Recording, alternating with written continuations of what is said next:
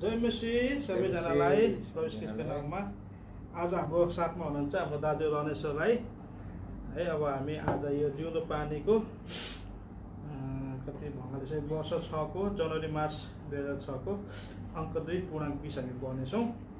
अनि यो जाँच के अरे पढ्नुभन्दा अगाडि हाम्रो जिउँदो पानीमा तपाईहरुले सब्स्क्राइब गर्नुभएको छैन, रिन्यू गर्नुभएको छैन भने छिटै गर्नुहोस्, किनभने अब तपाईहरुको मोबाइलमा ल्यापटपमा जिउँदो पानी चाहिँ अनलाइन आउँदैछ। यसै कारणले गर्दा तपाईले यसो गर्न सक्नु भएको छैन, भ्याउनु भएको छैन भने छिटोभन्दा छिटो तपाईले सम्पर्क गर्नु है त। हुन्छ, अब हामी छोटो प्रार्थना गरिदिन्छौँ है। विश्वासयोग्य धर्मी अति नै करुणामय परमेश्वर, तनाको बाई गर्छौँ तपाईले हामीलाई यो महान उदारमुक्त तपाईले दिनुभयो। आज पापदेखि त हाम्रो सहायता सुरक्षा गरिकन हामीलाई सम्हालिकन बचाइकन आज हामीलाई आफ्नो धार्मिकताको दाहिने हातले सम्हालिकन आफ्नो तपाईँ दिनरात हाम्रो पाइलाहरूको सुरक्षा गर्नुभएको कारणले गर्दा यसको तपाईँको उपस्थितिमा आउने मौका तपाईँले दिनुभयो, हामीले धन्यवाद दिन्छौँ। अब यस प्रार्थना गर्छौँ, तपाईँको उपस्थितिमा हामी आएका छौँ। यो जिउँदो पानीको लागि लिकन तपाईँको दास दाजु रनेश्वर हाम्रो साथमा ल्याउनुभएको छ, हामी धन्यवाद दिन्छौँ। तपाईँको दासले पढ्नुपर्छ, असल उचित शब्दहरू तपाईँ मात्र दिनुहोस्, ठिक प्रकारले पढ्नमा अनि सुन्नेहरूलाई त्यो अनुभव दिनुहोस्। अनि यो नेटवर्कको आज जो पनि छ यसमा कुनै प्रकारको अप्ठ्यारोपन डिस्कनेक्ट देख्दा बचाउनुहोस् प्रार्थना छ। जति तपाईँको प्रियहरू यो जिउँदो पानीलाई पर्खिरहेका छन् यहाँलाई तपाईँ अनुग्रह गर्ने कामसँग प्रार्थना गर्दै तपाईँको दासलाई अनुग्रह सहायता मात्र गरिदिने कामसँग प्रार्थना गर्दै धन्यवाद दिने प्रार्थना प्रभु येशू मसीहको पिता सुनि गर्नुहोस्। आमेन।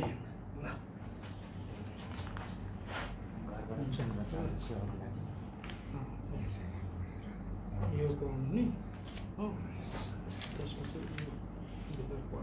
सँगसँगै सेयर भन्दै अनि कसले लेखेको त्यो भन्दै होइन।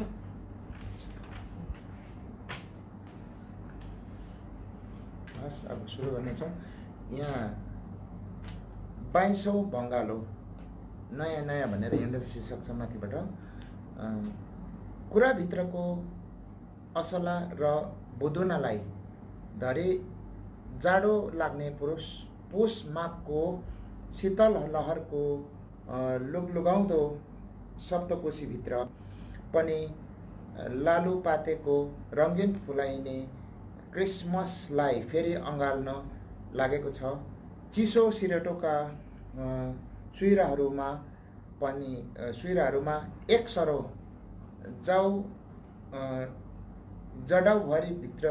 जडौरीभित्रको ज्यान कठाङ्ग्रिने यो मौसमी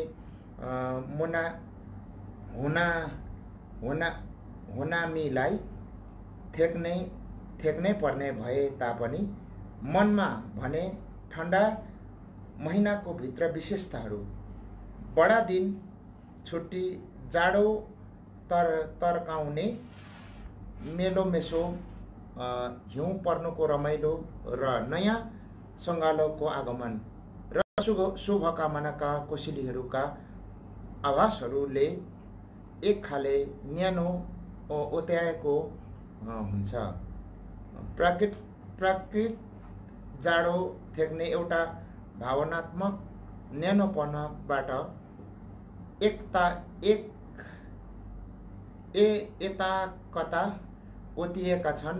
हाम्रा मनोस्थितिहरू फेरि एउटा नयाँ सालको खास्टो ओढ्दै पुरानाहरू बित्नु नयाँहरू देखा पर्नु, यस्तै हिसाब किताबका पानाहरू मास समय दिन महिना र वर्षहरूका नाम बितेर गइरहेछ।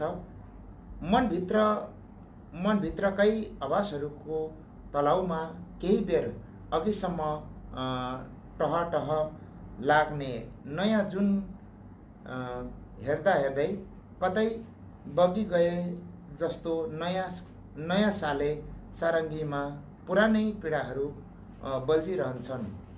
यो सांसारिक मञ्चको चलखेल यति नै हो। अनुत्तरित प्रश्नहरूको लिङ्गेपिङमा मन यसरी ओझेलिएर बस्दै टिस्टा मर्च्याङ्दी र कोशीमा धेरै पानी बगेर गएछ। मनमा पालुवा फेरेर नयाँ वर्ष लागिसकेछ। लागिसकेछ। आकाशका कर्याङकुरुङहरूले पनि आफ्नो समय जान्दछ। औ कुरले ढुकुर गौँथली र सारसले आफ्नो फर्कने समय जान्दछ। तर मेरो प्रजाले त आफ्नो परमप्रभुको धर्मविधिलाई पालन गर्दैन। यर्मिया 8:7। समयको डाक दिँदै आकाशिएर कर्याङकुरहरूका लावालस्कर लेकदेखि औलतिर बेगिएर जाँदा जोहो गरी भरमा सुकाएर राखिएका फर्सी र काँक्राका बियाहरू रोप्ने हाम्रा बाजे बराजु त्यही समयकालमा खनी खोर्सी गरी रोपिएका छरी राखेका बारी बर बिजनबाट छिमलका अन्न बाली उठाएर ढिकुटी र भकारी राखिन्थे। हाम्रा पौराकी अग्रजहरू उनीहरू आँखाले ठिम्याएर हेरी काला र सेता रङहरू छुटाउँथे। नाकले सुगन्ध र दुर्गन्ध सोख्थे। जिब्रोले स्वाद बेस्वाद चाख्थे। अहिले हामी भने आधुनिक विकासे सुसभ्य र सम्पन्न हुने होडबाजीमा लट्टिएर जाँदैछौँ। प्रभुको वचनमा मान्छेको अस्तित्वलाई आत्मा, प्राण र शरीर 1 थिस्सलुनीकी 5:23 गरी त्रिएकत्वको तुलनामा जोखिए तापनि हिजआज यो हिसाबमा बेसमारी धाँधली भएर मात्र शारीरिक खेप्ती गर्दै हामी शारीरिकदेखि भौतिक अझ बढ्ता यान्त्रिक भएर गइरहेछौँ। यस्तो दशामा हामीलाई अपूरणीय आत्मिक क्षति भइरहेको छ। चौदिशा आत्मिक अनिकाल छ। हेर्दा हरियो परियो देखिने जङ्गली झारपातको जस्तो प्राण मात्र छ, हाम्रो आत्मा छैन। केवल फेरि त्यही नयाँ सालको रमाइलो छालमा छुपो खेल्ने तम्सिँदै समयानुकूल सोचको दृष्टिले निहालेर प्रभुका सुगम आज्ञा र विधिहरूलाई धारिला अनुपालन गर्न नसक्ने निकम्म भइरहेछौँ हामी। भनौँ भने मल्ताका खाडी डालीमा कुर्लिएर समय बताउने जाबो ताबे ढुकुर सानो चुच्चोमा भाषाभर माटो बोकेर बलेसीमा गुण लाउने भोडीफरका निरीह गौँथली र नदी किनारमा अडिग उभिएका फट्याङ्ग्राले सारसले जति पनि हामीले समय र कर्तव्यको ख्याल गरेका छैनौँ। तब के नयाँ साल वर्ष, के नयाँ आशा भरोसा हामीबाट? कटनीको समय बितिसक्यो, ग्रीष्म ऋतु समाप्त भयो अनि मानिसहरूले चाहिँ उद्धार भएकै छैन। यर्मिया 8:20। आफ्नै बेहोसीको घडीमा अमूल्य समयका सुनौला पाइलाहरूलाई हामीले बेपत्ता पार्यौँ। कति ठिर्याउने, बाफिने, रुझाउने ऋतुहरूलाई हामीले सेपेर आए गए, तर हामीले आत्मिक फल उठाउन सकेनौँ। यसैले पुरानो मनको खिन्नतामा जुम्सिएर होइन, फेरि नयाँ वर्ष, नयाँ आत्मिक उमङ्ग लिएर प्रभुको नयाँ अजर प्रतिज्ञामा आफैलाई बाँध्दै लैजाऊ। समयलाई ख्याल गर्दै पहिलेको चालचलनको पुरानो मान्छेलाई फालिदेऊ। तिमीहरूको मनको नयाँ आत्मामा नयाँ हुँदै जाऊ। एफएसी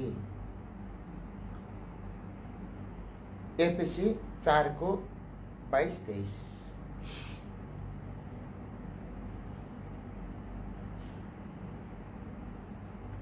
यो सिधै पाठ पढ्नु भन्नु है सिधै पढ्नु पाठ यो पढ्नु न नाम पढ्नु पर्दैन यतापट्टिको त्यो शीर्षक चाहिँ पढ्नु हुन्छ।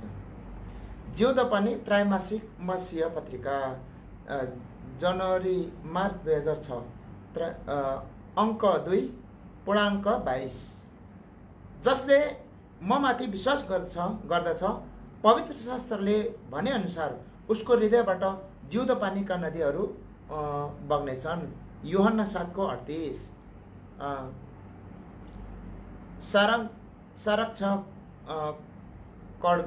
कगण Shri MG Lyngdoh, Shri GK David Subba, Shri IK Basnet, Shri DT Namcho, Shrimati JK नाम्चो, Shrimati Jaya लिङदोन। प्रधान संपादक श्री दानियल राई एल्सदाई। संपादक मण्डली Shri DK Rai Namchi, Shri Bimala Rai Darjeeling, Shri Barnabas Tiwari Gangtok, Shri Kamal thing Gangtok. व्यवस्थापक मण्डली श्री एसआर नायर, श्री के बी मगराती, श्रीमती एम थिङ ठुली, श्रीमती सुभद्रा प्रधान, श्री सेत राई, श्री विनय पञ्चकोठी, श्री प्रेम तामाङ एल सदाई, श्री काजी तामाङ माउन्ट पिस्गा। सल्लाहकार श्री समा लिङदोङ दार्जिलिङ, श्री समुएल भुटिया मङ्पू, श्री कमल थिङ गान्तोक। 21औं छल्काहरू। बडादिनको उपहार तिर्खा अर्कै थियो। स्वर्गीय सिद्धान्तको आत्मा स्वयं विश्वास र प्रेम। म आफ्नो मण्डली बनाउनेछु। शैतानको सभा 16 मा छ। वर्तमान इस्रायल फलामे सिक्रीदेखि सुनको। एन्जेला उदारको चमत्कार। पवित्र महासभा स्वयं र धैर्यताको यात्रामा अर्को। माउन्ट सियोन फेरि भेटौँला। आशिषमय दिनहरू। पाठक क्रिया। बाइबल प्रश्नोत्तर प्रतियोगिता। शीर्षक छ उपहार। बडादिनको उपहार। ठुली, यहाँ यसको लेखक हुनुहुँदछ ठुली भनेर यहाँ लेखिएको छ। बेथलेहम गाउँमा चिसो सिरेटो चलिरहेको थियो। मोटो कमाउने ठिरी सर्वत्र छाएको थियो। तरै पनि सिजर अगस्टबाट हुकुम जाहेर भइसकेकोले प्राय यहुदीहरू आफ्नो नाम दर्ता गराउन लागि परेका थिए। सिरियाका राज्यपाल कुरेनियस भएको बेला यो नाम लेखाइ प्रथमपल्ट भएको थियो। भद्र मानिस युसुफ पनि गलिलका नसरत सहरबाट निस्केर आफ्नी मगनी भएकी पत्नी मरियमसँग जो पवित्र आत्माबाट गर्भवती भएकी थिइन् यहुदियाको बेथलेहम भनिने दाउदको सहरमा गए। बेथलेहम सहरभरि मानिसहरूको घुइँचो हो हल्ला उत्तिकै थियो। यस्तो समयमा उनीहरूले आश्रय लिने स्थान कहीँ पनि पाउन सकेनन्। बाध्य भई एउटा गाईको गोठमा शरण लिन पुगे। मरियम आधा रातमा प्रसव वेदनाले पीडित भइन्। दिनभरि हिँडाएको थकान औ प्रसव वेदना खप्न सजिलो त थिएन। तरै पनि त्यहाँ उनले आफ्नो जेठो छोरालाई जन्म दिइन् जसको निम्ति नन्यानो लुगामा लपेटेर राख्ने कोक्रोको बन्दोबस्त थियो। न पाउमा बस्ने नै ठाउँ नै। तगारहरू तेर्सिएका गाईको गोठभरि ज्योति छायो। खुसीका क्षणहरू देखा परे किनभने केही परतिर एक होल स्वर्गदूतहरूले रातभरि पहरा गर्ने भेडी गोठालाहरूको झुन्डलाई भनिरहेको थियो, नडराओ, किनभने हेर म तिमीहरूलाई बडो आनन्दको सुसमाचार सुनाउँछु जो आफ्नो मानिसहरूका निम्ति हुनेछ, किनकि आज तिमीहरूका निम्ति दाउदको सहरमा मुक्तिदाता जन्मिनु भएको छ, जो ख्रिस्ट प्रभु हुनुहुन्छ। लुका 2:10-11। ख्रिस्ट येशूको जन्म नै आनन्दको विषय हो, जसलाई बडा दिन अथवा क्रिसमस भनिन्छ। सारा मानव जातिको निम्ति ख्रिस्ट येशूको जन्म एउटा ठुलो उपहार हो। यो कुरा त्यसबेला स्वर्गदूतहरूद्वारा गोठालाहरूलाई प्रकट गरिएको थियो। प्रभु येशू मसीह मुक्तिदाता भएर जन्मिनु भएको आनन्दको सुसमाचार पहिलोचोटि ती अज्ञानी सर्वसाधारण गोठालाहरूले सुन्ने सौभाग्य पाए। आज सारा संसारले नै ख्रिस्ट येशूको जन्मोत्सव बडो हर्षोल्लासको साथमा मनाइरहेका छन्। यो उत्सव विभिन्न रङ रूप ढाँचा अनि आफ्नै आध्यात्मिक या शारीरिक जोड र उम्मदमा मनाइरहेछन्, जो आज चारैतिर ह्याप्पी क्रिसमस या बडा दिन मुबारकको अभिवादन साटासाट भइरहेछ। ख्रिस्टियनहरू साथै गैर ख्रिस्टियनहरूले पनि यो मिठो अभिवादन एकअर्कालाई दिइरहेका छन्। यहाँ प्रश्न उठ्छ कि वास्तवमा क्रिसमसको चाड अथवा उत्सव मान्नुको अर्थ के हो? यस बडा दिनको पृष्ठभूमिभित्र के वास्तविकता लुकेको छ सो जान्न अति आवश्यक छ। पवित्र बाइबल मुताबिक सिर्जनाहार परमपिता परमेश्वरले मानव जातिलाई आफ्नो स्वरूपमा सृष्टि गर्नुभयो। यसैले सारा सृष्टिमा मानिसहरू चाहिँ सर्वश्रेष्ठ प्राणी हो। मानिस आज मात्र असल र खराब छुट्याउन सक्ने विवेकशील प्राणी हो, तर आज अनज्ञाकारिताको कारणले सारा मानव जाति पापमा पतित भएका छन्। यही पापले कुरूप बनाएको छ मानिस जातिलाई। प्रभु परमेश्वरले दिएका उच्च स्तरीय सद्गुणहरूलाई त्यागेर नरकीय जीवन व्यतीत गरिरहेका छन्। आज यो सर्वविदित छ, संसारको अवस्था कति डरलाग्दो अनि घिनलाग्दो भइरहेछ। चारैतिर हत्या, लडाई, चोरी, बलात्कार, शोषण, अन्याय, अत्याचार, लुटपिट, कालाबजारी, त्रास र आतंक व्याप्त छ। दिनहुँ सुनिने, पढिने, हेर्ने खबर, रेडियो, टेलिभिजन सबैमा मानव मात्रको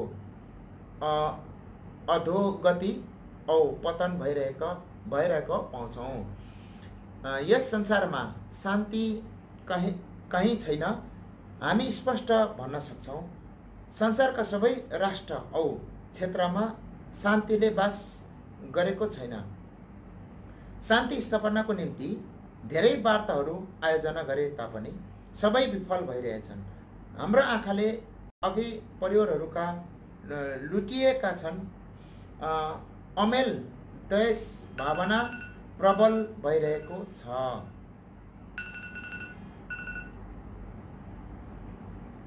अघि नै बयान गरे झैँ गोठालाहरूले स्वर्गवाणी सुने, परमधाममा परमेश्वरलाई महिमा र पृथ्वीमा मानिसहरूलाई शान्ति होस्। यसमा विचाराधीन कुरो यो छ कि प्रभु येशू मसीहको जन्मले स्वर्गमा पनि महिमा ल्याएको छ अनि मानिस जातिलाई चाहिँ स्वर्गीय शान्ति उपहारको रूपमा प्रदान गर्नुभएको छ। पाप र दुष्टताले राज गरेको संसारमा प्रभु परमेश्वरले मानव जातिको कल्याण, उत्थान, शान्ति औ उदारताको निम्ति ख्रिस्ट प्रभुलाई उपहार स्वरूप दिनुभयो। यहाँ सिर्जनाहार प्रभु परमेश्वरले मानिस जातिलाई ख्रिस्ट येशूको जन्मद्वारा उहाँसँग फेरि पनि मेलमिलाप गराउन चाहनुभएको छ। संसारको निम्ति केही आशा थिएन, शान्तिको उपाय विफल भएको थियो। यस्तो दुष्ट संसारमा ख्रीष्ट प्रभुले शान्तिदाता औ मुक्तिदाता भएर जन्म लिनुभयो। ख्रीष्ट येशूमा अनन्त शान्ति र मुक्ति छ। उहाँले मानिसलाई जातिसँग क्षणभरमा नै फोङ उडी जाने शान्ति होइन, तर अनन्तकालीन शान्तिको बाचा बाँध्नु भएको छ। पवित्र बाइबल यूहन्ना रचित सुसमाचार 3 अध्यायको 16 पदमा यसरी लेखिएको छ, परमेश्वरले संसारलाई यस्तो प्रेम गर्नुभयो, उहाँले आफ्नो एकलौटे पुत्र येशू मसीहलाई दिनुभयो, जस कसैले उहाँमाथि विश्वास गर्छ ऊ नाश हुँदैन, तर उसले अनन्त जीवन पाउँछ। येशू ख्रीष्टको जन्मले आज हामीलाई मुक्ति, आनन्द, पापदेखि छुटकारा औ शान्ति दिई आज्ञाकारी छोराछोरीको रूपमा असल जीवन बिताएको चाहनुहुन्छ। साँच्चै हो प्रभु परमेश्वरले प्रबन्ध गर्नुभएको बडा दिनको सबैभन्दा ठुलो उपहार संसारका मानिसहरूका एकमात्र मुक्तिदाता स्वयं प्रभु ख्रीष्ट येशू हुनुहुन्छ। रेडियो कार्यक्रम गान्तोक प्रसारित 2004 उद्धार परमप्रभुबाटै हुन्छ। योना 2:9 शीर्षक एक सितो छाम्दा चाल पाइन्छ, भात पाकेको नपाकेको। हामी राम्रै देखा पर्न चाहन्छौँ, भित्र नराम्रै भए पनि कति मानिसहरू छन् जो घरमा काती परेको लुगा भिरेर बस्छन्। उनीहरूको लुगाले 6 महिनासम्म पानी देखेको हुँदैन। वास गनाउने सिरानीको खोल देख्दा नधोइको ती वर्ष पो भयो कि जस्तो लाग्छ, तर उनीहरू नै बाहिर निस्कन्छन्, चिटिक्क परेर महक छर्दै फुर्तिलो देखा पर्दै। अरू कति मानिसहरूको बैठकमा बस्दा त्यहाँ पुरा रवाफ जमेको देखिन्छ। सब चिज दामी, सब सुन्दर, अमीरको सम्झना गराउँछ। बिस्तारै शौचालय पाइखानामा बस्नुहोस्, झ्वाट्ट रुमाल निकाली नाक मुख नबाँधे त्यस ठाउँमा अडिन मुस्किल पर्छ। फेरि भान्साघरमा पस्नुहोस्, भित्ता कालो, सब चिज कालो, भुइँभरि मैला। कारण के छ? घरकी श्रीमती बिए हुन्, उनलाई केस धुनु र सिँगार पटार गर्नमै धेरै घण्टा लागिहाल्छ, त घर सम्हाल्ने समय कहाँ? यही प्रकारले आत्मिक कुराहरूमा पनि कति मानिसहरू बाहिरी रुमाले भित्री गुन्द्रुक उमाले हुन्छन्। प्रभुलाई हामी प्रत्येक हृदयको साँचो दशा थाहा छ, अनि उहाँले हामीलाई हाम्रो वास्तविक हाललाई प्रभुले थाहा पाउनु अत्यन्त असल हो। चाहे यो कुरा थाहा पाइएकोमा हामी भारी लाजमै किन नपरौँ अथवा अत्यन्त होचिनु नै किन परोस्, तर त्यसले जीवनमा पुर्याउँछ। दाउदले सब थोक फिर्ता पाए। जनवरी मार्च 2004 2:14 को क्रमशः। अचानक यसरी ब्राह्मण परिवारदेखि प्रभु येशूलाई एकमात्र साँचो उद्धारकर्ता मुक्तिदाता आकाश पृथ्वीका मालिक साथै सृष्टिकर्ता भनेर जानेपछि म एक बाइबल चेपेर सेवालय जान थालेँ। डाक्टरको भनाइअनुसार अब म केही महिना मात्र हातमा थियो। हुन पनि मेरो अवस्था जटिल नै थियो। हेपाटाइटिस बी एउटा घातक रोगको शिकार भई म ग्रस्त थिएँ। म चाहन्छु सबैको फोक्सो लाग्छ, म सम्झन्छु सबै फोस्रो लाग्छ। छिमेकीहरू मलाई देखेर झट्टै दैलो बन्द गर्छन् रोग सर्छ भनेर। सरकारी अस्पतालका डाक्टरले पनि रिपोर्ट हेरेर मुख खुम्च्याएर गोली लागेको मृगसँग तुलना गर्दै मेरो मृत्युको सङ्केत गरिदिए। यस्तो हुँदा मेरो सबै विद्या र बुद्धि विफल भएको भान भयो। अब म मेरो टेक्ने, समाउने र अडिने ठाउँ यही बाइबल मात्र रह्यो। अब क्रिस्चियन हुँदा म मेरो सबै साथी, समाज र हितैषी दाजुभाइ पनि बिराना भएको अनुभव गरेँ। भजन सङ्ग्रह 38 को 6देखि 11। बाइबलका जिउँदा प्रतिज्ञाहरूले गर्दा आशाको धागो जोडिन सकेन, तर तन्किन थाल्यो। बिमारै मात्र जति हुने प्रयास थिएन, तर मेरो तर प्रभु येशूलाई जान्ने र बुझ्ने अभिलाषा हृदयमा जागेकोले बाइबलका प्रतिज्ञाहरू मेरो जीवनमा टेक्ने र समाउने ठाउँहरू बनिदिए। एउटा पछि अर्को गर्दै कतै रिपोर्ट गलत हो कि केयर डायग्नोस्टिकमा दुईपल्ट जाने गर्थे, प्रार्थना गर्दै बिहान खुन जाँच्न र बेलुकी रिपोर्ट लिन। सुरुका दिनहरूमा कति रोए हिसाब छैन।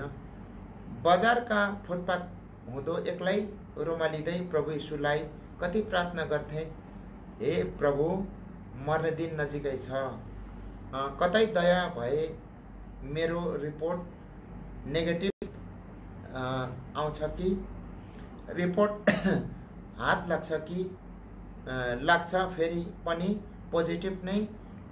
सबैजना उदास हुन्छन् रिपोर्ट देखेर, रोँदै आँसु पुस्दै पाइलाहरू घरतिर लाग्छन्। जाउँ कता भागौँ, कता म आफ्नै घरको बाबु मर्नुका लागि डराएको त होइन। नानीहरू सानै छन्, मस्तिष्कभरि लाम लागेर उभिन्छन्, नेस्रो अनुहार आउँछन्, माया भरि आँखाले हेर्छन्। हो, भर्खरै मात्र आमा र दाजुको मृत्यु भएको। अब मेरो पालो हो कि सफलता कतै पाइन। मनको चरी उडेर घरभरि मान्छे थुपार्छ। भिडलाई पन्साउँदै मलाई सहजै देखाउँछ। मध्यमा म मरेको दिन। मेरो विश्वासका सुरुका दिनहरू यस्तै थिए। यतिकैमा घरमा पुग्छु, रिपोर्ट सोध्छन् सबै। म निरन्तर गहभरि आँसु, कसले दिने सान्त्वना? केवल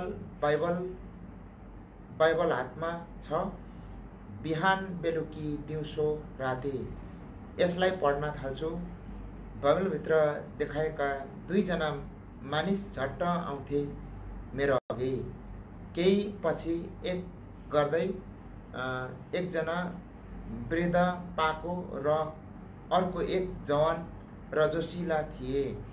मैले सोधेका प्रश्नहरूका उत्तर सहजै दिन्थे, मसँग रुन्थे, फोस्रो ओठमा मुस्कान ल्याउँथे, कहिले साथ छोडेनन्। तर क्रिस्चियन यस्ता थिएनन्।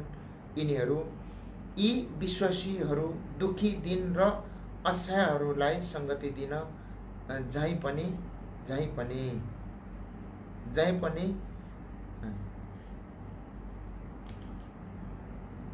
तिमोथी न्यौपाने बेरेका तिर्खा अर्कै थियो। यहाँ यतापट्टि रहेछ यसको पाठ। पुग्दा रहे यहाँ भनेर सङ्गति दिन जहीँ पनि पुग्दा रहेछन्, कहिले चुक्दैनन् यिनीहरू जोहहरू हुन्, अयुब र दाउद। चालै नपाई 3 महिना बितेछ। टाढिएको मादक पदार्थको अँगालो मेरा अघिका समाज र सारा आफन्त घरमा र 26-27 वर्षका लामो विगतले चिचाइ बोलाइरहेको आभास हुन्थ्यो। ती आवाजलाई दमन गर्दै सेवालयतर्फ अघि बढ्थे मेरा पाइलाहरू। अनायासै मेरो मनको पीठ अर्थनाद र सुस्केर हेर्दा मलाई सेवा घरको मिठो वातावरण, स्तुति र वचन वरिपरि रहे र घर फर्कन परे पनि हुन्थ्यो जस्तो लाग्थ्यो। गहभरि आँसु हृदयमा आशा रहेकोले मैले सङ्गति छड्न सकिनँ। मेरो दुःखमा दुखी भई दिने कोही पाउँछु कि भन्ने आशा जाग्थ्यो। छेउको कसैले वा ऊ परतिरको कसैले या उसले पो मेरो पिरको विषयमा अलिकति सोचिदिन्छ कि भनेर आशा हुन्थ्यो। तर कसैले मेरो वास्ता गरेनन्। हातमा भएको बाइबल र यस्ता लेखिएका कुराहरू मात्र मेरो साथमा हुन्थे। 3 महिना आधा भित्रमा बाइबल 3 चोटि पढि सिध्याएँ। बाइबलका परमेश्वर साँचो सृष्टिकर्ता एकमात्र परमेश्वर रहेछन्, तर मलाई चाहिँ चुनेको रहेछ भन्ने अन्तिम निष्कर्षमा पुगेँ। आफ्नै प्रयासले मात्र क्रिस्चियन बन्न पुगेछु कि जस्तो लाग्थ्यो। यी सबै मेरा अनगिन्ती चोट पीर र समस्या र रोग रहिरहेकोले मेरो धारणा यस्तो थियो। अरूको झैँ अनुहारमा खुसी आउन सकेन। सङ्गतिमा रहन्जेल खुसी बाहिर आएपछि फेरि दुःखी हुन्थे। तर पनि मरेपछि आत्मालाई बचाउने चाहिँ प्रभु येशू सिवाय कोही रहेनछ भन्ने बुझेँ। अब मृत्यु आउन 2-3 महिना मात्रै थियो। यसरी सङ्गतिमै रहे तापनि म आफूलाई एक्लो पाउँथे। काश मेरो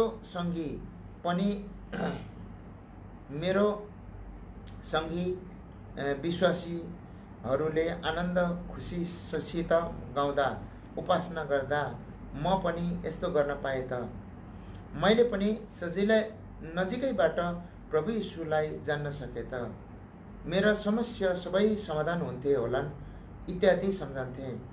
सबै घर सेवा, आइतबारको सेवा, भेटघाटको सेवालाई पछ्याउँदा पनि एक्लो आवाज हुन्थ्यो। प्रभुलाई खुसी पारेर उहाँलाई स्पर्श गर्ने प्रेरणा जागेर आयो।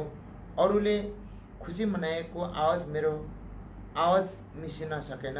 अरूको हाँसोमा म सामेल थिइनँ। उनीहरूसँगै हुन्थे तर पनि एक्लै गाउँथे अनि म पनि गाउने प्रयत्न गर्थे। शब्दहरू चिर परिचित यही हो, गाउँ। प्रत्येक गीतका शब्दहरू मेरो मनको हातबाट फेरो मार्दै बाहिर आउँथ्यो। आवाज बनेर होइन, तर आँसु बनेर।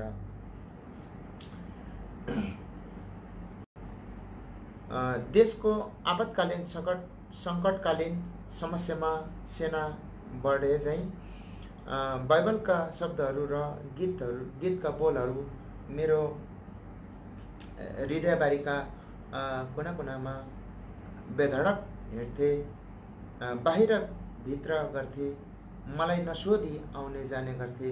ती शब्दरूपी सेनाहरूका कप्तान ओझेल भई कहाँबाट हुकुम गर्थे मलाई थाहा हुँदैन थियो। मेरो हृदय कसैले कब्जा गरिरहेको रहेछ, कसैले सिमानाभित्र पसिसकेछ। मेरो जीवनका पुराना सेनाहरूले कहिले थाहा नपाई आत्मसमर्पण गरिसकेछ। अब म खुसी भएँ। मेरो मनमा उज्यालो आयो। कब्जा गर्ने नयाँ राजा कप्तानलाई पूर्णतया नचिनेर रहेछ क्या र यो अघिको न्यास्रोपना आज थाहा भयो। जानेपछि मात्र सिंहासन आरोहण गर्न पाउँदा रहेछन्, देखा पर्दा रहेछन् यी राजा र कप्तान प्रभु येशू। शरीरमा धेरै रोग कष्टले सताए तापनि, मृत्युका दिनहरू नजिकै भए तापनि बाइबल मेरो जीवनको आधार भइसकेको थियो। चिहान मेरो निम्ति नजिकैको विषय थियो। गुहार स्वरूप एक दिन घरमा सेवा मागे। यतिका दिनसम्म बाइबलका प्रतिज्ञाहरूलाई विश्वासले प्राप्त गर्नुपर्छ भन्ने कुरा मेरो निम्ति टाढै थियो। डाक्टरले दिएको समय अब सिद्धिनै गइरहेको थियो। सबैले बाइबल बोल्छ भन्थे, तर मैले यसलाई ठिमाउन सकेको थिइनँ। एक दिन न्याउरो अनुहार लगाएर म सेवालयबाट निस्केपछि मेरो दाजुले मलाई पारिपट्टि कब्रस्तान देखाउँदै भने, भाइ क्रिस्चियनहरू गाड्ने जग्गा त्यो हो। सेतो कब्रहरू देखेर मेरो हृदयले अब केही दिनपछि विश्राम स्थान हेर्न हिम्मत बाँधी हेरे, तर थाम्न सकिनँ। आँखाभरि आँसु अनि गाँठो परेको हृदय लिएर मैले अनायासै बाइबल बोल्यो। यस प्रकारले मेरो आँखा अयुबको किताब 27 अध्याय 2 पदमा पर्यो।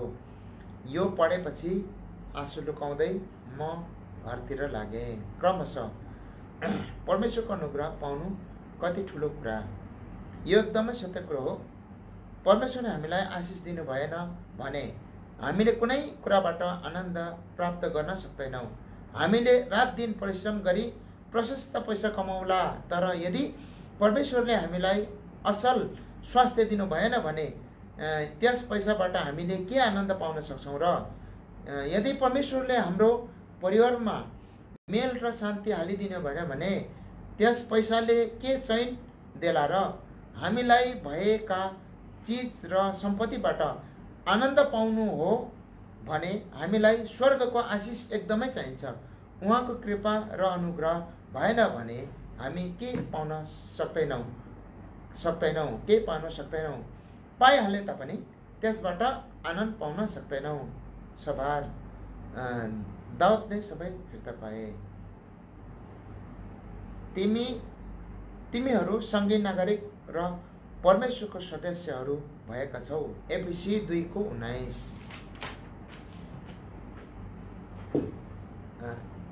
स्वर्गीय सिद्धान्तहरूको क्रमशः हामीलाई सर्वविदित छ। जब पाउल प्रेरित एक कैदी बनिएर रोममा सिजर कहाँ लगिँदै गर्दा समुद्रमा ठुलो आँधी चलेको थियो। तिनीहरू भयानक खतरामा थिए। यसकारण सुरक्षाका निम्ति अन्तमा तिनीहरूले आफ्नो जहाज 4वटा लङ्गुर फाले। क्रिस्चियन जीवन पनि समुद्री यात्रा जस्तै हो। धेरै आँधीहरूले भरिएको हुन्छ। आफ्नै घरभित्रको आँधी, परिवारमाझको आँधी र छरछिमेक माझको आँधी, भनौँ सम्पूर्ण देश आँधीको चपेटामा परेको हुन्छ। यी सबै डर र शङ्कालु अवस्थाले हाम्रो फेतुलो विश्वासलाई हल्लाइरहेको हुन्छ, तर प्रभुले हाम्रो खाँचोलाई जान्नुहुन्छ। हाम्रो निम्ति सबै कुराहरूको व्यवस्था मिलाइदिनुहुन्छ र हामीलाई ती 4वटा लङ्गुर दिनुहुन्छ। यीद्वारा हामीलाई सुरक्षित बन्छौँ। हामी प्रेरित 2:41-42बाट हेर्छौँ। यी 4वटा लङ्गुर चाहिँ के हुन्? हरेक विश्वासीलाई परमेश्वरले उसको सम्बन्धमा गरिदिनुहुन्छ। तब तिनीहरूले खुसीसाथ उहाँको वचनलाई ग्रहण गरे अनि बप्तिस्मा लिए। त्यही दिन प्राय 3000 मानिसहरू तिनीहरूमा थपिए। तिनीहरूले प्रेरितहरूको शिक्षामा, सङ्गतिमा, रोटी भचाइमा र प्रार्थनाहरूमा दृढतापूर्वक लागिरहे। यस प्रकार कसरी परमेश्वरको काम पेन्तिकोसको दिनमा सुरु भयो। परमेश्वरका वचनले उहाँको वचन शक्ति र अधिकार साथ प्रचार गर्न थाले। प्रचारिएको वचनले सुन्नेहरूको मन घोच्न थाल्यो। तिनीहरूले बिना तर्क वचनलाई विश्वास गरे र सुनाइको वचनप्रति आज्ञाकारी बने। तब 3000 मानिसहरू तिनीहरूमा थपिए। त्यही समय तिनीहरूलाई ती 4 लङ्गुर दियो जो हामीले अघि उद्धृत गरेका थियौँ। तिनीहरू प्रथम प्रेरितहरूको शिक्षामा, दोस्रो सङ्गतिमा, तेस्रो प्रभु भोज र चौथो प्रार्थनामा भेला हुन थाले। यही 4वटा लङ्गुरद्वारा ती पुराना समयका विश्वासीहरू शत्रु शैतानको आक्रमणबाट सुरक्षित रहन सक्थे। हामी देख्छौँ सम्पूर्ण प्रेरितहरूको पुस्तकमा कसरी विश्वासीहरूलाई परमेश्वरमाथिको विश्वास र आनन्दलाई लुट्न शत्रु बारम्बार पछाडि लागि परे। यस्ता वातावरण बीच कसरी विजय साथ प्रभुको वचन बढ्दै गयो अनि परमेश्वरको वचन बढ्दै गयो र यरुशलेममा चेलाहरूको सङ्ख्या साह्रै बढ्यो अनि पुजारीहरूको एक ठुलो भिडले पनि यस विश्वासलाई पालन गर्यो। प्रेरित 6को 7। तर परमेश्वरको वचन बढ्दै र फैलाउँदै गयो। प्रेरित 12को 24 अनि सारा इलाकाभरि प्रभुको वचन फैलियो। प्रेरित 13को 49। यसरी परमेश्वरको वचन शक्तिसित बढ्दै गयो र विजयी भयो। प्रेरित 19को 20। यसकारण मण्डलीहरू विश्वासमा बलिया हुँदै गए र सङ्ख्यामा पनि दिनहुँ बढ्दै गए। प्रेरित 16को 5। अनि चेलाहरू आनन्द र पवित्र आत्माले भरिए। प्रेरित 13को 52। अब कसरी यी सब सम्भव होला? परमेश्वरले अघिबाटै दिनुभएका ती लङ्गुरका कारण यो सम्भव हुन सक्छ। पुराना दिनहरू अहिले जस्ता बाइबल स्कुलहरू थिएनन्, न त बाइबल कलेज नै। तिनीहरू पवित्र आत्माबाटको विश्वासद्वारा स्थापित भएका थिए। यसकारण प्रेरितहरूको शिक्षा जो परमेश्वरको शुद्ध वचनबाट ती विश्वासीहरूलाई पालन पोषण गरिन्थे। प्रेरितहरू आफ्ना ज्ञान र योग्यतामा निर्भर पर्दैनथे। तिनीहरू परमेश्वरबाट सिकाएका हुन्थे र अभिषेक पाई पवित्र आत्माले भरिपूर्ण पारिएका हुन्थे। तिनीहरू शुद्ध र परमेश्वरका अमिश्रित वचन जसरी परमेश्वरका आत्माले डोर्याउँथे त्यही मात्र तिनीहरूले बोल्थे। यसरी तिनीहरू सङ्गतिमा बढ्न थाले। यो चिया अथवा कफीको सङ्गति थिएन, न त हात मिलाउने सङ्गति नै थियो। हामी एक अर्कालाई आइतबार भेटेर खुब खुसी भई हात मिलाउँछौँ अनि ठान्छौँ आज त मिठो सङ्गति भयो। तर त्यस समयमा विश्वासीहरूले सङ्गतिको शक्तिलाई खुबै जान्दथे।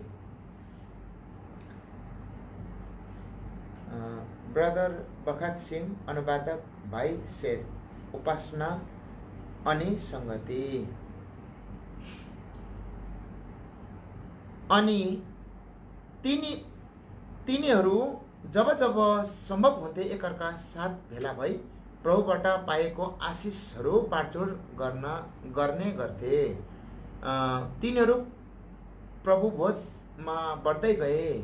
लुका 24:15-30 15-30 हामी पढ्न पाउँछौँ, ती दुई चेलाहरू जो प्रभुको पुनरुत्थान पछि इम्माउसतिर लागिरहेका थिए, तिनीहरू एक अर्कासित मिठो विषय लिएर गफ गर्दै थिए अनि यरुशलेममा भएको घटनाको विषयमा बोल्दै प्रभु येशू तिनीहरूका नजिक लागेर तिनीहरू साथ हेर्दै बात गर्न थाले अनि आफ्नो विषय स्पष्टसित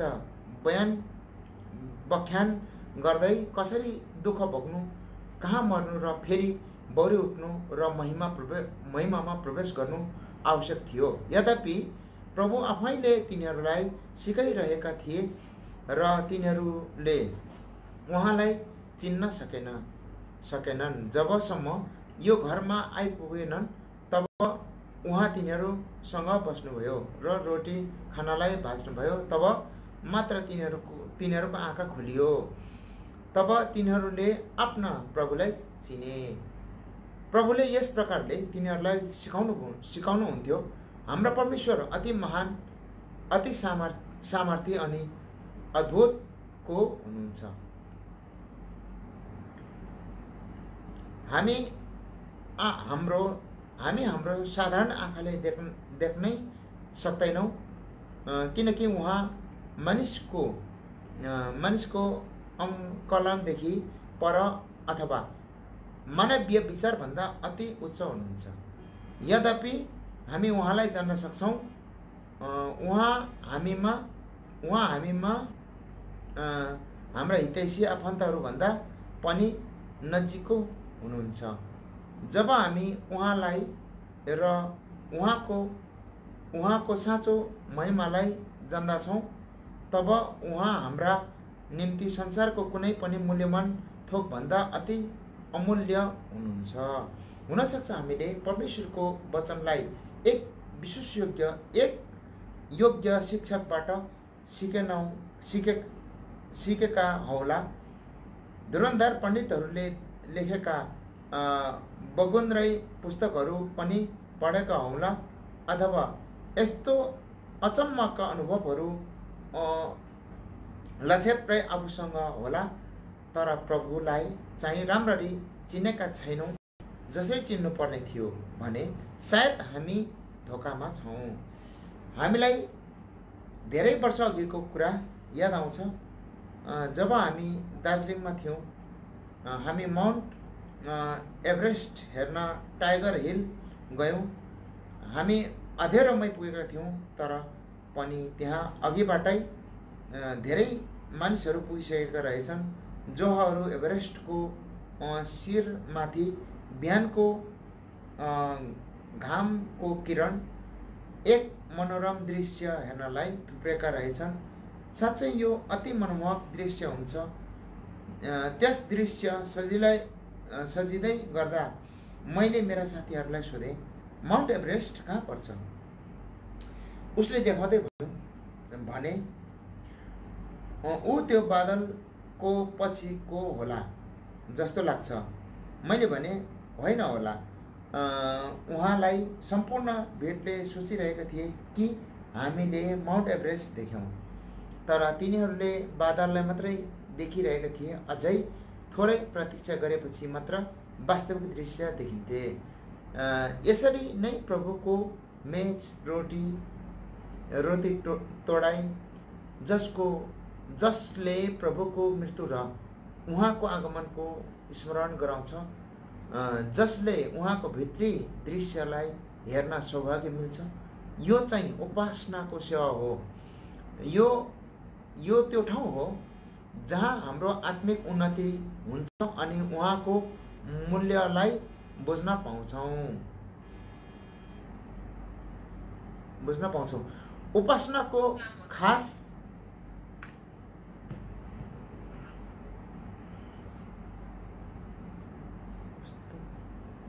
अर्थ पनि यही हो। उपासनाको खास अर्थ पनि यही हो, मूल्यता, वर्शिप, जसलाई सरल भाषामा भन्नु हो भने प्रभु मेरो निम्ति के हुनुहुन्छ। वा म उहाँलाई बदलीमा के दिन सक्छु। पन्जाबको अमृतसरमा एक व्यापारी थियो जसको एउटा सुन्दर फारसी गलैँचाको दोकान थियो। एक दिन एक धनाढ्य मानिस आएर एउटा सुन्दर सानो फारसी गलैँचाको मोल सोध्यो। दोकानेले भन्यो, यो बिक्री गर्ने होइन, माफ गर्नुहोला। तर त्यस मानिसले भन्यो, यो मलाई बेच, म यसको दाम 5000 दिनेछु। दोकानेले फेरि भन्यो, मैले यसलाई अघि नै भनिसकेँ, यो बिक्रीमा होइन। त्यस मानिसले फेरि भन्यो, ल यसको दाम पुरा 10000 दिन्छु, माफ गर्नुहोस् महाशय, म यसलाई बेच्न सक्दिनँ, यसको कुनै मोल छैन। होइन, म तिमीलाई 15000 दिनेछु। हुँदैन महाशय, यो बिक्री हुँदैन, यो मेरो निम्ति अति अमूल्य छ, म यसलाई कुनै मूल्यमा बिक्री गर्न सक्दिनँ। मेरो बाबुले मर्ने बेला मलाई दिनुभएको हो, उहाँलाई पनि आफ्नो बाबुले दिनुभएको रहेछ।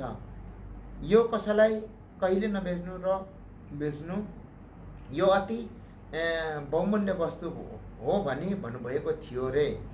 यसकारण कुनै मूल्यले यी मबाट अलग हुन सक्दैन। एउटा सानो कपडाको मोल यति किम्ती त्यस दोकानेको निम्ति रहेछ, उसरी नै प्रभु येशू ख्रीष्ट मेरो निम्ति धेरै किम्ती हुनुहुन्छ। उहाँले मलाई महान प्रेम गर्नुभयो अनि मेरो निम्ति मर्नुभयो। म मेरो प्रेम उहाँप्रति देखाउन उहाँको निम्ति कुनै काम गर्न पनि तत्पर छु। म भन्न सक्छु, म मेरा बाबुआमा, दाजुभाइ, दिदीबहिनी, जान नानीहरू वा कोहीभन्दा अघोर प्रेम म उहाँलाई गर्छु। हामीले भनौँला, हे प्रभु, म तपाईँलाई प्रेम गर्छु। तर जब दाम तिर्नुपर्छ तब हामी पछि सर्छौँ। धेरैचोटि हामीले उहाँलाई इन्कार गर्यौँ, धेरैचोटि उहाँलाई दुखित तुल्यायौँ, धेरैचोटि उहाँको आज्ञालाई पालन गरेनौँ, किनकि हामी लजायौँ, डरायौँ। सायद मेरो छिमेकीले के पो भन्ला, मेरो सङ्गीले के सोच्ला, संसारले मलाई के गर्ला। हामीले साधारणत प्रभुको मूल्यलाई पुरा गर्न असमर्थ बनेका छौँ।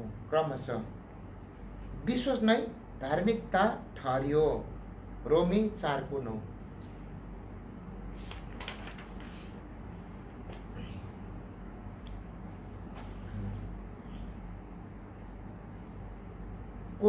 कुकुरीका रणवीर दाईको कालो पोथी घरको धुरीमा चढेर बास्यो। छक्कै पर्नु, अचम्मको दृश्य। रणवीर भाटीमा छिनो पोल्दै लिहीमा राखेर मार्तोलले पिट्दै थियो। रिसको झोकमा हन पोथी बासेको राम्रो होइन, यो एकदमै नराम्रो हो भन्दै बासेकै ठाउँबाट मार्तोलले झटार हानी पठायो। पोथी पनि पोर्लोकै लडिहाल्यो। रिसले केही नहेरी मुन्टो चुडाएर झर परेको भाटीको आगोमा भुत्तासँगै पोल्न थाल्यो। पोल्दा पोल्दै भुँडी पड्केर रणवीरको घिस्रोमा तातो आन्द्राको टुक्राले लाग्यो। आथा भनेर दाइले घिस्रोमा हिर्काई पठायो। उसको हातमा भएको छिनो छिनो रणवीरले ध्यानै दिएन छिनो उसको घिच्रोमा गमै भासियो। बिचरा रणवीर ठहराइ भयो। साँच्ची नै पोथी बासिँदा रणवीर दाई राम्रै मान्छे अचानक मर्नु पर्यो। सायद यो धेरैलाई थाहा होला, पोथी बासेको राम्रो हुँदैन नै। पोथी बासेको विषयमा हामीले धेरै सुनेका छौँ अनि कतिले देखेका पनि छौँ। जहाँ पोथी बास्छ त्यहाँ नराम्रो घटना घटेर जान्छ नै भनेर लोकमत छ। ख्रिस्टियन अर्थात् मसीह परिवार बीचमा यस्तो विश्वास राखिँदैन। उहिलेदेखि यो उखान नराम्रो हो, पोथी बास्ने काम भालेको हो। हाम्रो गाउँघरहरूमा कहिलेकाहीँ स्वास्नी मानिसहरू साह्रै बाठी भएर आफ्नो लोग्नेहरूलाई आफ्नो अधीनमा राखेका देख्छौँ। घरको शिर स्वामी आफै भई आफ्नो बुद्धि बठाइमा घरको सञ्चालन गर्छिन्। उसले भनेको सबै काम श्रीमानज्यूले मानिदिनुपर्छ। आफ्नो ड्युटी पुरा गरी घर फर्केपछि घरको सबै काम श्रीमानज्यूले नै गरिदिनुपर्छ। त्यसपछि स्वास्नीको किचकिच पनि सुन्नुपर्छ। तलब थापेर घर फर्केपछि श्रीमतीलाई सबै रुपैयाँ बुझाउनुपर्छ। 2-4 रुपैयाँ हिसाब नमिले गोजीहरूमा खोजतलास सुरु हुन्छ। केस काट्ने पैसा पनि श्रीमतीलाई नै माग्नुपर्छ। घरमा केही मान्छे चापटी माग्न आए, हजुर मसँग त एउटा कौडी पनि छैन, सबै लेनदेन र डल्लीकी आमाले नै गर्छे भन्दै घरको लोग्नेले मान्छे लजाउनु पर्छ। श्रीमान बजारबाट सौदा गरी घर आएपछि एक हिसाब स्वास्नीलाई बुझाउनु पर्छ। आज हाम्रो ख्रिस्टियन घरमा पनि कतिपय ठाउँहरूमा यस्तै पोथी बासेको देखिन्छ। स्वास्नी लोग्नेको अधीनमा रहन चाहदिन, तर लोग्नेलाई पो आफ्नै अधीनमा राख्न चाहन्छे। प्रभुको वचनले भन्छ, ए पत्नी हो प्रभुको अधीनमा रहे जस्तो आफ्ना पतिको अधीनमा बस, किनकि पत्नीका शिर पति हुन्। एबिसी 5:22। तर यहाँ त स्वास्नी पो शिर बनिएर लोग्नेलाई अधीनमा राखेका छन्। लोग्नेले घरको साफ सफाई, खानापिना तयार गरी लुगाफाटा धोइधाइ गर्नुपर्छ भने स्वास्नी भिजिटर भई तल्लो घर र पल्लो घर डुलिरहेका हुन्छन्। नाना किसिमका कुराहरू गर्दै, उनी अरूको निन्दा गर्दै, एक अर्काको विरोध गर्दै समय नष्ट गर्छन्। जुन स्त्रीहरू सिक्न त सधैँ सिक्छन्, तर त्यसको ज्ञान कहिले आउन सक्दैन। 2 तिमोथी 3:7।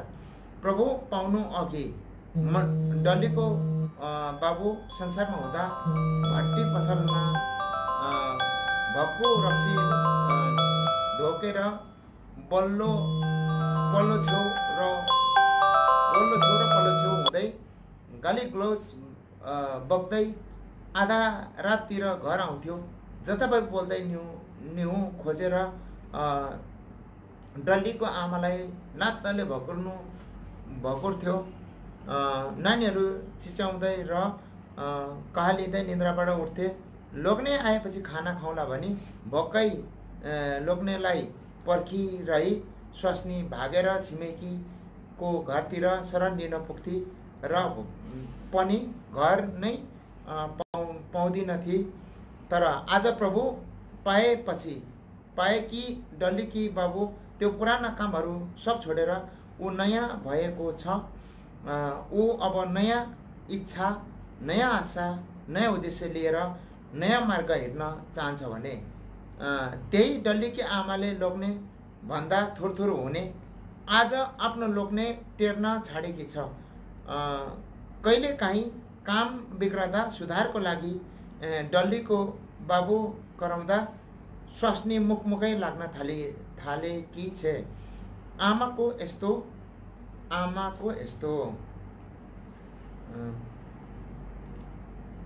यो वचन चाहिँ एल बेतल प्रार्थना भवन बागडोरा आत्मा स्वयं विश्वास र प्रेममा बसेर शिक्षा अनुसार चलाऊ।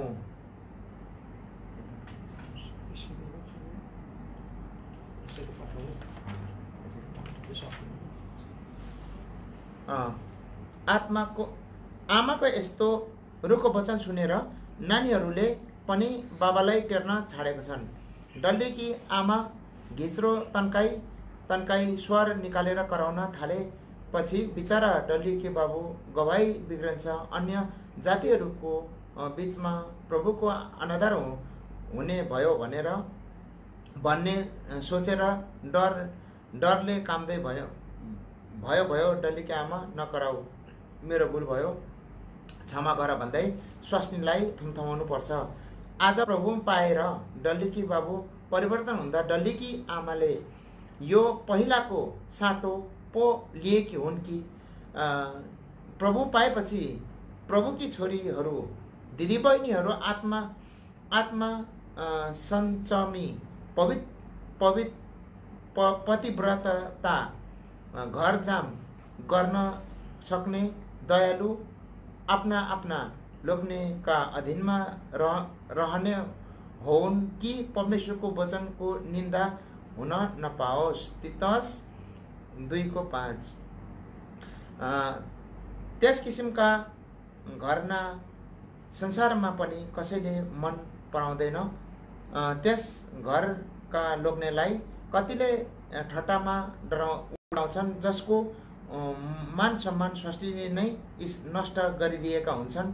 बिचरा त्यो मानिस चाहेर पनि केही गर्न नसक्ने हुन्छ। ऊ कमजोर भएको हुन्छ। आफ्नो घर परिवार प्रति ऊ लाचार भएको हुन्छ। कुनै पनि समयमा उसले केही गर्न सक्छ।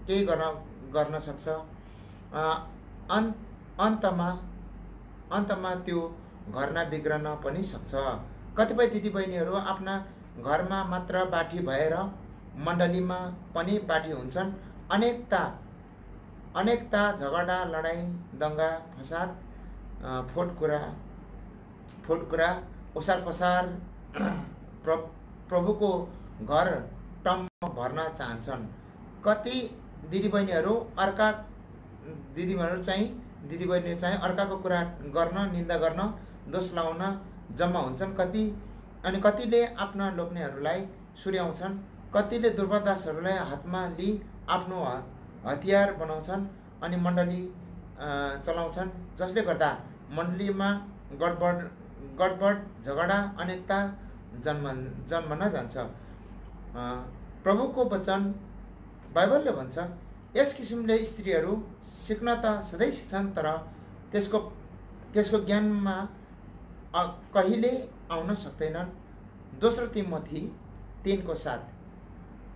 तिनीहरू घर डुल्ने, अल्छी हुने कति मात्र होइन, तर कुलौटे, अरूको काममा हात हाल्ने, बोल्न नहुने कुरा बोल्ने हुन्छन्। पहिलो तिमोथी 5:13। अहाब राजाको राज्यकालमा इस्रायलमा पनि पोथी बास्य थियो। फलस्वरूप राजाको राज्य कमजोर क्षीण भइसकेको थियो। परमेश्वरको श्राप परेको थियो। साथै राजा अहाबलाई पनि श्राप परि मर्नु पर्यो। राजा अहाब परमेश्वरसँग डराउँथे, परमेश्वरको चेतावनी पाउँदा पश्चाताप गर्थे, भाङ्रा ओढ्थे, उपवास बस्थे, दिन हुन्थे। परमेश्वरले उसलाई लडाइँमा दुईपल्ट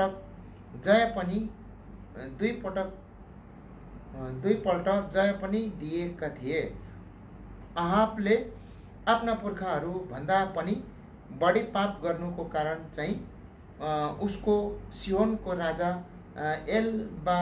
एतबालकी छोरी इजबेललाई विवाह गरी ल्याएका थिए। पहिलो राजा 16:31।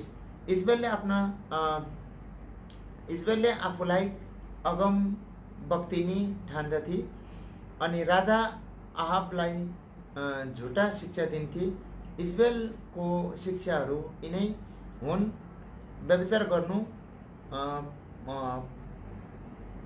फकाइ फुस्लाई गर्नु, कुराहरू सिकाउनु उक्साउनु। प्रकाश 2:20।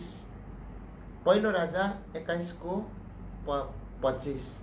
आज कतिपय मण्डलीहरूमा कति यस्ता दिदीबहिनीहरू पनि हुन्छन् जसले प्रभुको दुर्बल दासहरूलाई फकाइ फुस्लाई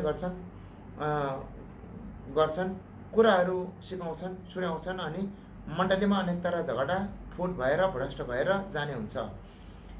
यही इजबेलको शिक्षाले राजा आहाबको राज्यपाल श्राप आएको थियो। राजा आफै पनि श्रापले मर्नु पर्यो।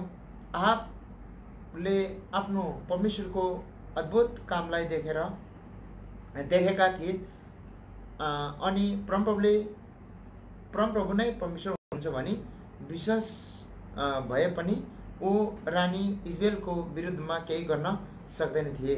रानी इजबेलको झुटो शिक्षाहरूले उसलाई अन्धा बनाइसकेका थिए। इजबेलले राजाको नाउँमा चिठी लेख्न, मोहनी लाउन, औँठीको छाप लाउन राजाले नसोधे पनि हुन्थ्यो। इजबेलले आफूलाई अगम बक्तिनी सम्झन्थे। उसले बाइबलका वचनहरू पनि जान्दथ्यो। यसैले नाबोतलाई मार्नु परमप्रभुको वचनलाई आफ्नो हतियार बनाई परमेश्वरको वचन मुताबिक एकजना गवाहीको बयानद्वारा अभियोग कायम गर्न सकिन्न। 2 वा 3 गवाहीको बयानद्वारा मात्र अभियोग कायम गर्न सकिन्छ। व्यवस्था 19:15। यसकारण इजबेलले नाबोतलाई दोष लगाउन 2 जना निज झुटा गवाही तयार गरी जसले नाबोतलाई परमेश्वरको अघि राजालाई सरापोस् भनी दोष लाउन तिनको सामु राखे। पहिलो राजा 21:10। व्यवस्था अनुसार परमेश्वरलाई सराप्ने मान्छे ढुङ्गाले हानिनुपर्छ। लेवी 24:14। नाबोतलाई दोषी ठहराउन सहर बाहिर लगेर ढुङ्गाले हानेर मारे। पहिलो राजा 21:14। इजबेलले सहरका प्राचीनहरू र प्रतिष्ठित मानिसहरूलाई सुर्याएर कुराहरू सिकाए अनि आहाबको घरनामा भारी श्राप परमेश्वरबाट आयो। परमप्रभुको दृष्टिमा खराब काम गर्न आहाबले आफूलाई बेचे औ ती सबै तिनले आफ्नी स्वास्नी इजबेलले उक्साएकीले गरेका थिए। पहिलो राजा 21:15। सर्टिङ रुम भित्रको शोकेसमा सजिएको रङ्गीन टेलिभिजन जस्तै आहाब राजा सिंहासनमा विराजमान भए पनि उसलाई आफ्नो इच्छा अनुसार चलाउने रिमोट चाहिँ इजबेलको हातमा थिए। इजबेलले आफ्नो इच्छा अनुसार रिमोटको बटन दबाउँथे भन्थे। राजा यही प्रकारले चल्नु पर्थ्यो। इजरायलका राज्यका राजा आहाबले होइन तर रानी इजबेलले चलाइरहेकी थिए। यसरी आहाब राजाको शासन कालमा पोथी बास्यो जसको नतिजा एकदमै तितो भएर गयो। कति दिदीबहिनीहरूको कुरा प्रभुको दासहरूले नसुनिदिँदा तिनीहरू रिसले डल्लो पर्छन्। छिप्पिएका बुढी औँली ठाडो पारी दाजुभाइको आँखा अघि नचाउँछन्, पाखुरा सुर्काउँछन्, बोल्न नहुने कुराहरू जतासुकै बोल्छन्। ताकले नभ्याए त थप्पड लाउला जस्तै गर्छन्। अनि पश्चाताप पनि गरिटपोल्छन्, फेरि लगत्तै त्यही बेहोरा दोहोऱ्याइहाल्छन्। यसै कारण दिदीबहिनीहरू साह्रै बाठी भएर मण्डलीमा गोलमाल झगडा अनेकता फुट नहोस् भन्ने बाइबलले भन्छ। स्त्रीहरू मण्डलीका सभामा चुप रहन्, किनभने तिनीहरूलाई बोल्ने अनुमति छैन, तर अधीनमा रहन्। तिनीहरू केही सिक्न चाहन्छन् भने घरमै आफ्ना पतिहरूबाट सिकुन्, किनभने स्त्रीलाई मण्डलीमा बोल्नु शर्मको कुरो हो। कोरिन्थी 14:34-35।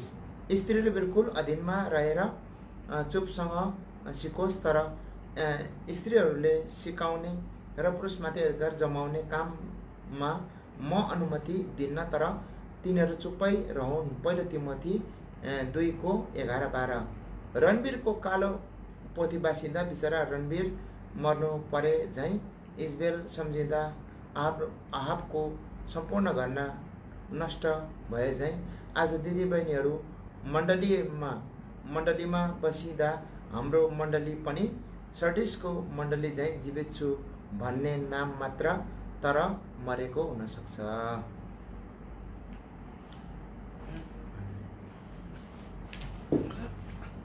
सम्म है हजुर हुन्छ। अब तपाईँको अन्तिम प्रार्थना गर्नु म आशिष माग्छु। हुन्छ, आजलाई हामी यतिमै राख्छौँ।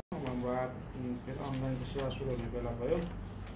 भोलि फेरि हामी यसैबाट भोलि हामी पढ्नेछौँ है। ल हुन्छ, अब अन्तिम प्रार्थना गर्छौँ।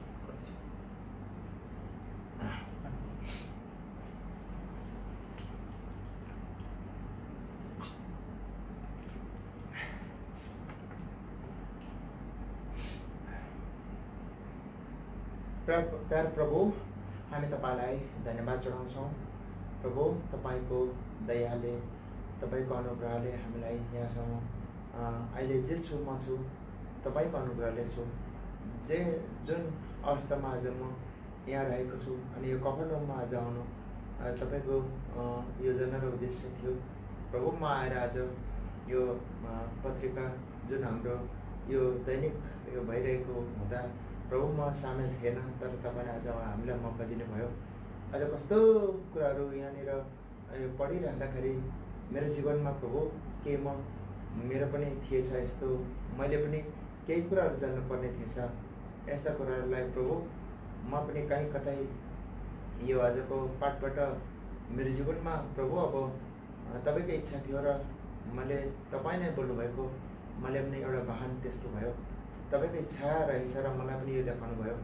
प्रभु, दैनिक जीवनको मेरो आवश्यकतालाई मेरो प्रभुले देख्नुभयो, आज देख्नुभयो, अहिले देख्नुभयो। यसै कारण हामीले आज यो पढ्न सक्यौँ।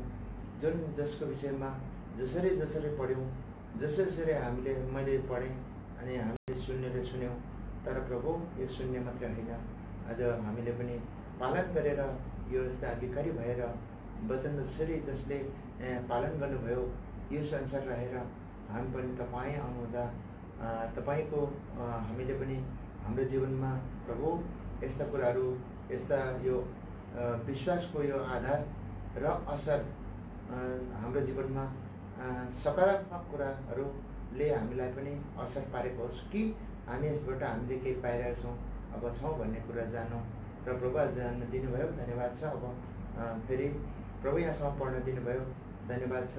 दुर्बलतामा पढेँ, कति शब्दमा मैले तलमाथि गरेँ, कति कुराहरू प्रभु जसरी पढ्नुपर्ने सकिनँ, सबै दुर्बलतालाई मान लिँदै प्रभु अब बाँकी सेवा छ।